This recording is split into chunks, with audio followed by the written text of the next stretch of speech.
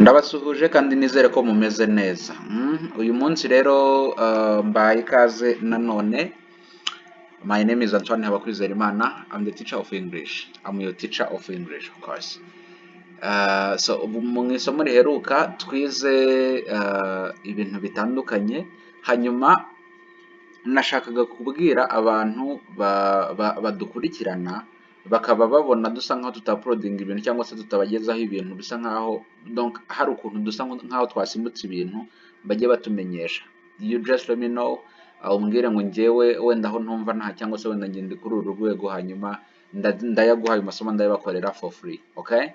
So ubwo duherukana twari twize alphabets, iryo somo ngira ngo mwararibonye. Irindi twari twize ni uburyo bwo kuvuga amagambo. Uyu munsi n'ubundi nk'uko twabisabye, ubwo ni ukuvuga ngo iri somo ry'uyu munsi tugiye gukorana umuntu umwe muri mwe watwandikiye aratubwira ngo njyewe hari igice ntumva aba aricyo munkorera wenda, ubwo nizere ko nawe uboneyeho. So let us today talk about what we call the auxiliary verbs. You know, English, mu cyongereza tugira ibintu byitwa ibihe. Mu cyongereza tugira ibintu byitwa ibihe, hanyuma ibihe ni ukuvuga ngo no mu kinyarwanda bibamo. Hari ukuvuga ngo ndaryamye, hari ukuvuga ngo nari ndyamye, hari ukuvuga ngo ndaryama, hari ukuvuga ngo nzaba ndyamye, hari ukuvuga ngo ndaba ndyamye, sibyo nabyo ibihe bibamo. Mu cyongereza ho habaho ibihe bigeze kuri 12. Ibyo ngibyo tuzagenda tubyigaho gahoro gahoro. Hanyuma uyu munsi reka twige ikintu cyitwa auxiliary verbs. Auxiliary verbs nazo zidufasha hanini gushyira muri ibyo bihe. Tugira auxiliary verbs zigeze kuri 3, ntabwo ndi bubatindire. Reka bwa mbere duhere kuri verb to be. Verb to be rero mu kwiga kuyitondagura twabonye ko iyo turi gutondagura ikintu cyangwa se iyo turi gukora ijambo uko byagenda kose, buri jambo ryose rigira ikintu cyitwa subject, verb, object. Twarigize turyita S plus V plus O. Iri twaravuze ngo ni subject, turavuga ngo ni subject, turavuga ngo V ivuga verb, hanyuma object ikavuga O ikavuga object. Ibi ngibi ngira ngo twabivuzeho cyane. So uyu munsi nabwo ntabwo turi bujye kure yabyo, uretse ko byo tugiye kubishyira mu byitwa auxiliary verbs. So auxiliary verbs ni verbe zidufasha, ni verbe ubusanzwe zisanzwe zitwa verb mu kinyarwanda, ariko iyo zikoreshejwe mu nteruro nka auxiliary verbs ziba zidafite igisobanuro zisanzwe zifite mu kinyarwanda, ahubwo zakoreshejwe nk'ibyungo, ziri kudufasha gushyira ibihe cyangwa se gutanga ubusobanuro, ibyitwa sentence modification, kumodifiya cyangwa se gutanga ubusobanuro bwuzuye bw'ijambo. Nk'urugero, iyo ugiye kuvuga ngo ndi, wenda tuvuge ndi kwiga, I am studying, okay? Uvuze ngo ndi kwiga, ubusanzwe iyi I am turaza kuyibona ko ari verb to be. Ubusanzwe mu kinyarwanda ivuga kuba. Ubwo ni ukuvuga ngo turi kuvuga icyo turi gukora, okay? Icyo ndi gukora ni ukuba ndi kwiga. To study ni ukwiga. Nk'iyo tuvuze ngo wenda tuvuge ijambo I don't know, ijambo simbizi, iyo ugiye kubwira umuntu ngo simbizi mu kinyarwanda uramubwira ngo I don't know. Iyo ubwiye umuntu ngo I don't know, umubwiye ngo simbizi cyangwa se ntabwo mbizi. Aka kantu kitwa verb to do nituza kukabona turaza kuvuga ko kavuga verbe. Ubusanzwe mu kinyarwanda verb to do yitwa gukora, hanyuma iyo tuyifashe tugashyiraho not cyangwa se tukayikoresha imbere ya subject turi gukora ibintu byitwa question form cyangwa se interrogative form, tuba tutayikoresheje nk'aho ari ikintu cyitwa gukora, ahubwo ari icyungo kiza kudufasha kugira ngo akantu kitwa not kabone aho gafata, cyangwa se dukora ikintu cyitwa question form. Aho ngo narindi kubasobanurira icyo iyo bavuze ijambo auxiliary verb icyo baba bavuze. Alright, now let's start from that verb to be. As usual, we have said that every sentence is beginning by subject. Subject, we have seen different subjects. We have seen I, we have also said about you, okay? We have also said about he. This was like by saying he twari twavuze ngo ibiri kumwe na she, okay? Hanyuma ikaba iri kumwe na it. Impamvu biba biri kumwe ntabwo ari uko bisobanura ikintu kimwe, ahubwo nuko byose bikoreshwa kimwe. Dushobora guhitamo kuvuga umuntu runaka w'umuhungu tumwita he, iyo tudakoresheje izina rye tumwita he. Umuntu runaka w'umukobwa tudakoresheje izina rye tumwita she, hanyuma ikindi kintu runaka kitari umuntu tukacyita it.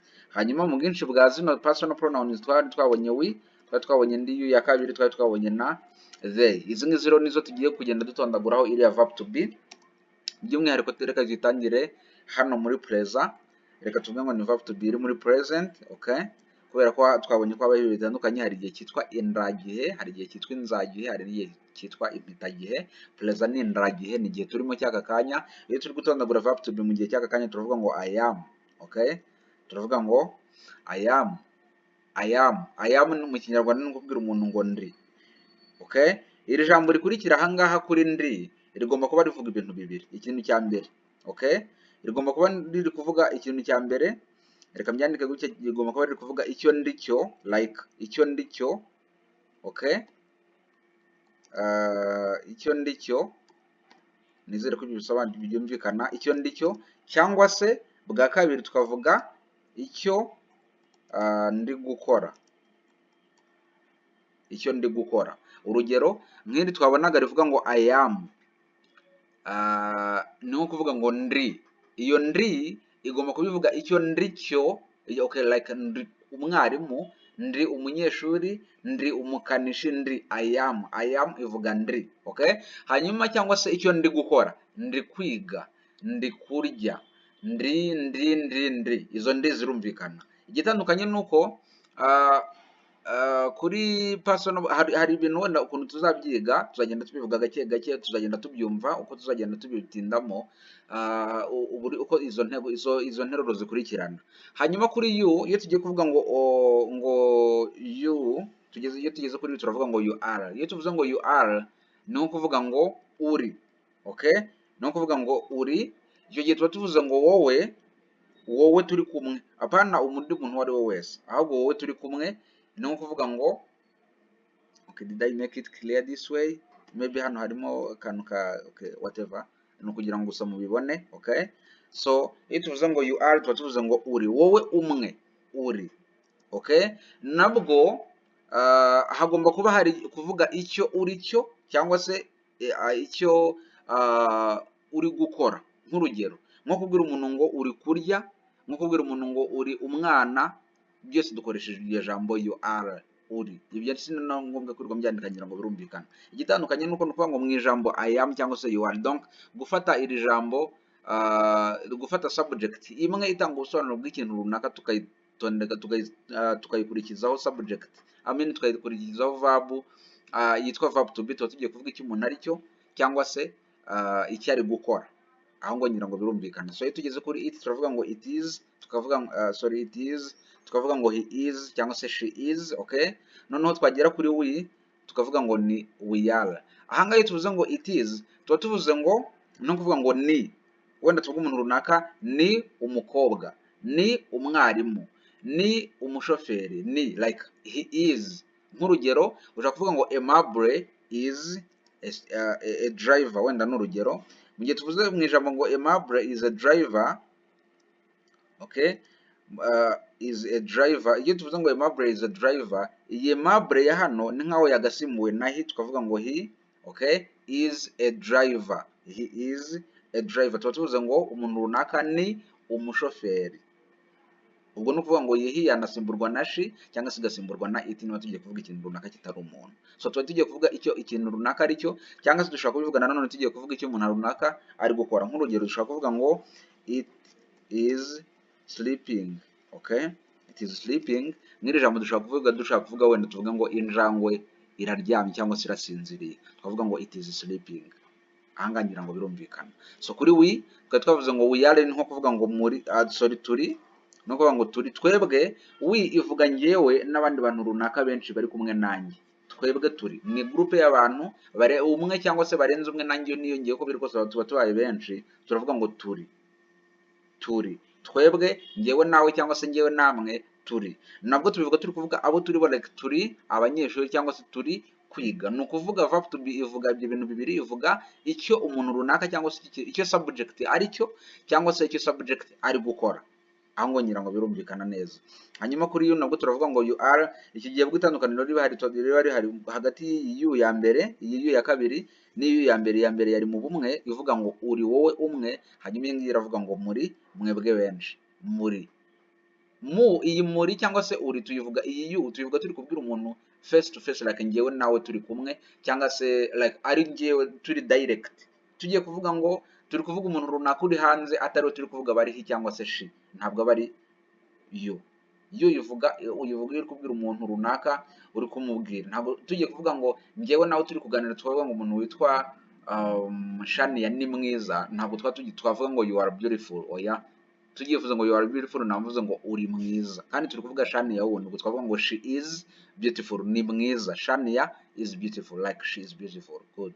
So they ivuga abantu runaka benshi, ba bantu bitwaga abahungu, abagabo cyangwa se yego abahungu cyangwa se abagore cyangwa se ibintu runaka byinshi, nabwo tuyivuga turi gushaka kuvuga, so tuyivuga ari they are, tuyivuga turi gushaka kuvuga ibintu runaka, abantu runaka icyo bari cyo cyangwa se icyo bari gukora. Nk'urugero turamutse tuvuze ngo bari, wenda tuvuge turamutse tuvuze ngo bari bari ku kazi, twavuga ngo they are at work, bari ku kazi. Okay, icyo ni ukuvuga ngo turi kuvuga aho bari, donc icyo bari cyo tuvuga turi gushaka kuvuga icyo bari cyo cyangwa se aho bari, icyo bari gukora. Okay, they are at work, they are men, ni abagabo. Okay, they are working, bari ku kazi, bari gukora. Okay, they are driving, whatever. Tuba turi kuvuga ikintu runaka barimo gukora cyangwa se icyo bari cyo. Mbere yuko njya kuzindi auxiliary verbs, ngira ngo ndaza no kuzikora mu yindi video itambuka kugira ngo biborohere kubirodinga. Reka tubivuge gutya, buri gihe iyo dufashe, reka nanabyandike mu ijambo rinini kugira ngo byorohe. Okay, mu ijambo rinini rwose, buri gihe iyo dufashe subject, okay, tugateranya subject iyo ari yo, subject twayibonye ni I, you, he, she, it, we, you, they, imwe muri izi ngizi, tugateranyaho a kind of verb to be. Okay, ibi ngibi iyi verb to be nyivuze muri present, turaza no kubireba muri past. Iyo tuvuze verb to be, iyo tuvuze subject tugateranyaho verb to be, buri gihe tuba tuvuze ikintu cyongerwaho inyuma kigomba kuba ari ikintu runaka subject ari cyo cyangwa se ari gukora. Ikintu runaka kigomba kuba ari kimwe, yaba ari noun. Okay, noun, cyangwa se akaza kuba ari wenda tuvuge ishobora kuba ari verb ariko igomba kuba yongeyeho ing form, verb plus ing form. Iyo dushyizeho noun tuba tuvuze ikintu runaka, iki kintu runaka icyo ari cyo. Nk'urugero hano dushobora kuvuga, wenda tuvuge ngo she is a doctor, tuba tuvuze ngo umuntu runaka ni umuganga. So it's she is a doctor, this is like she is the subject. Okay, is ni verb, twabonye ko kuri she twabonye ko buri gihe tuvuga she, twabonye ko buri gihe tuvuga ngo she is, twabibonye ahangaha murabyibuka. Hanyuma a doctor, iyi doctor rero ni noun ivuga umuganga. Noun ni izina ry'umuntu cyangwa se izina ry'ikintu runaka. Okay, noun ishobora kuba common noun, ishobora kuba proper noun, ishobora kuba noun iyo ari yo yose mu zo tuzabona, wenda niba ishobora kuba izina rusange, ishobora kuba izina bwite, ishobora kuba izina iyo ari ryo ryose ryitwa noun. Okay, hanyuma iyi ya kabiri, mu gihe tuvuze v plus ing, ni ukuvuga ngo wenda ngo twavuga ngo we are walking. To walk naho gikora kugenda n'amaguru. Ni ukuvuga ngo we ni subject, hanyuma are ni verb. Twabonye ko kuri we buri gihe tuvuga we are. Okay, nko kuvuga ngo turi, so walking ni ukugenda n'amaguru, ni ukuvuga ngo turi kugenda, like turi kugenda ariko byumvikana ko turi kugenda n'amaguru. Ahangaha ngira ngo ibintu birasobanutse kandi birumvikana neza. Uramutse ugize ikibazo, buri gihe uze kunyandikira, uze kumpamagara umbaze. Telefone yanjye reka nanayandika ahangaha kugira ngo muyibone neza. By'umwihariko abanyeshuri dusanzwe twigana cyangwa se abandi abo ari bo bose bafite gahunda yo gukurikira aya masomo cyangwa se kwiga Icyongereza, mwagize neza. Isi iri imbere ejo cyangwa se ejo bundi, mu kazi ako ariko kose waba ukora, kabone n'ubwo waba uri umukarani, mu isoko aho utwariza abantu, ntabwo nzi niba utajya ubona ukuntu hari abantu bajya bahaza bakenera umuntu runaka utazi, like ushobora kuvuga Icyongereza, ubatwaza nibyo ariko ushobora kuvuga Icyongereza. Akazi ako ariko kose waba ukora mu minsi mike cyane iri imbere, ndetse n'uyu munsi uretse ko wagerageza kubyirengagiza ariko biriho, ni ukuba ushobora kuba uzi ikintu cyitwa ururimi, hakiyongeraho n'ikintu cyitwa ikoranabuhanga. Amahirwe ufite rero ntukajye uyatesha agaciro. Telefone yanjye ni 0788 98 43 43 6. Ushobora no kumpamagara kuri 0788 09 76 45 1. Iyi ngiyi ya nyuma ni telefone y'ishuri, hanyuma iyi ya nyuma ni telefone personnel. Izi telefone zose ushobora no kuzitwandikiraho kuri WhatsApp. Iyanjye wanyandikiraho kuri WhatsApp cyangwa se ukandika ku y'ishuri, nabwo bakubuza. sorry bagufasha, nabwo bagufasha, wabona umuntu ugufasha, wabona umuntu ugusubiza, ibisigaye nababwira ngo kuraje. Reka nze mu kanya tujye mu kindi cyiciro cy'iyi verb to be nanone muri past ndetse no muri future.